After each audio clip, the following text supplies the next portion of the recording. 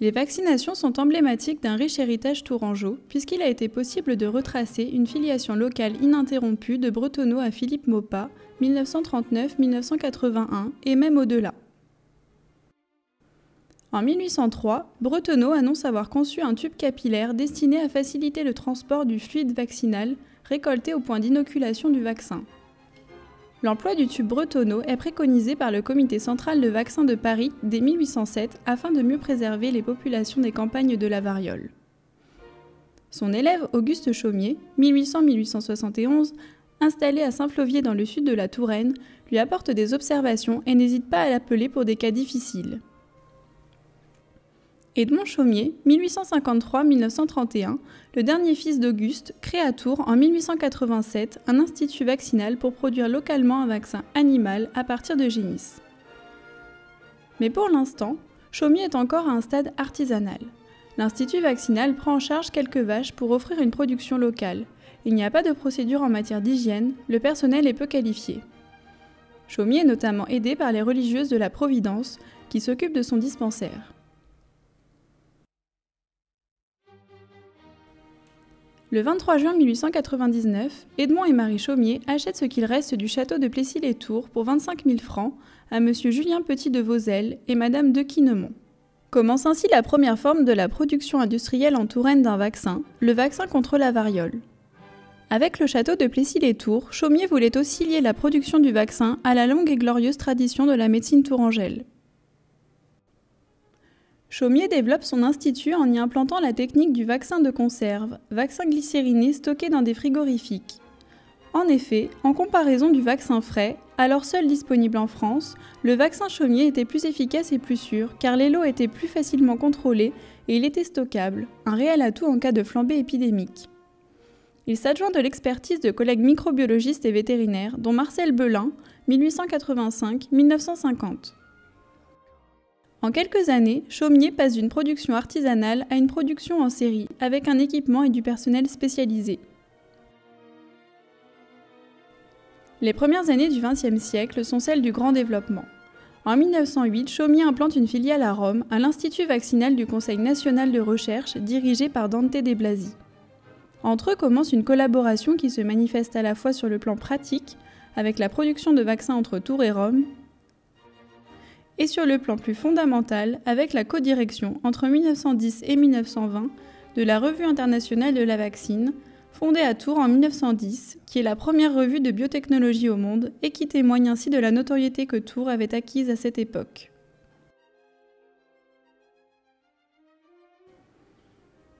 Au-delà de la collaboration directe avec de Blasi, Chaumier crée un important réseau international avec d'autres instituts vaccinaux. En cas d'urgence, l'Institut pouvait fournir près de 200 000 tubes de vaccins par jour. En 1902, il avait envoyé 100 000 tubes à Londres lors d'une épidémie. Il réitère son geste en novembre 1921 avec l'envoi de 250 000 doses. Mais son travail le plus significatif fut celui effectué pendant la Première Guerre mondiale. Entre août et septembre 1914, l'Institut put fournir 2,5 millions de doses pour la population civile, dont 100 000 en 2 jours au préfet de la Sarthe. L'Institut vaccinal du Dr Chaumier à Tours reçut la médaille d'or de l'Académie de médecine, était fournisseur officiel de 43 départements, était placé sous la surveillance de l'État, était considéré le plus important de France et le second en Europe, était capable en 1907 de vacciner 3 350 000 personnes.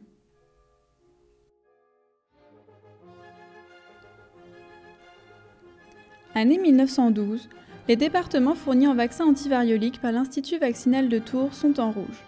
En violet, les départements fournis simultanément par l'Institut vaccinal de Tours et celui de Paris. Entre 1900 et 1920, les régions d'Afrique où l'Institut vaccinal de Tours envoie son vaccin antivariolique aux différents centres vaccinogènes sont en bleu clair. Mais il faut ajouter ceux qui sont envoyés d'Italie en vert et qui sont produits en collaboration avec Tours. L'Institut de vaccine de la rue Balue à Paris, institut privé qui a racheté l'Institut vaccinal de Tours à la mort de Chaumier, prend le relais de la production à grande échelle du vaccin antivariolique et invente le procédé de lyophilisation qui permettra sa diffusion dans l'Empire colonial, avec le succès que l'on sait sur l'éradication de la variole. Dans les années 50, la tradition de l'Institut vaccinal de Tours du docteur Chaumier était encore très vivace. La marque lui survit malgré l'acquisition, à sa mort en 1931, de son institut par l'Institut du vaccin animal de la rue Balue à Paris. Un succès confirmé même par les vaccinostyles avec lesquels le sérum vaccin est injecté.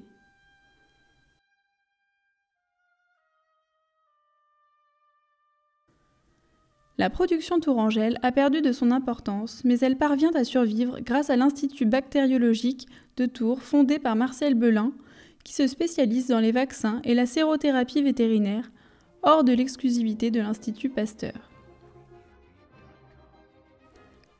Durant l'hiver 1954-1955, la dernière épidémie de variole en France sévit dans la ville de Vannes. Dans ce cas également, le rôle de Tours ressurgit avec la fourniture de vaccins. À partir de là, au moins 3 étapes importantes ont assuré le maintien d'une tradition de production de biomédicaments en région Centre-Val de Loire. La production du vaccin contre la fièvre aphteuse mis au point par Marcel Belin et poursuivie par son fils Claude. En 1966, tout comme son père vétérinaire avait été recruté par le médecin Chaumier, Claude Belin recruta le vétérinaire Philippe Maupas pour optimiser et développer la gamme des produits vétérinaires. Et Philippe Maupas fera une découverte importante en 1976, celle du vaccin contre l'hépatite B. La dernière étape, plus récemment, est à la fois la labellisation du Labex MabImprove, consacré à l'optimisation du développement des anticorps thérapeutiques, la création du Biocube Institute, centre de formation à la production de biomédicaments, ainsi que l'obtention du programme régional ARD 2020 biomédicaments. Il est indéniable que les succès actuels sont l'aboutissement de 2 siècles de vie tourangelle, profondément marqués par la figure de Pierre-Fidèle Bretonneau, et à sa suite par une véritable généalogie de savants, médecins, pharmaciens, vétérinaires et scientifiques qui ont toujours promu l'innovation médicale et œuvré pour sa diffusion.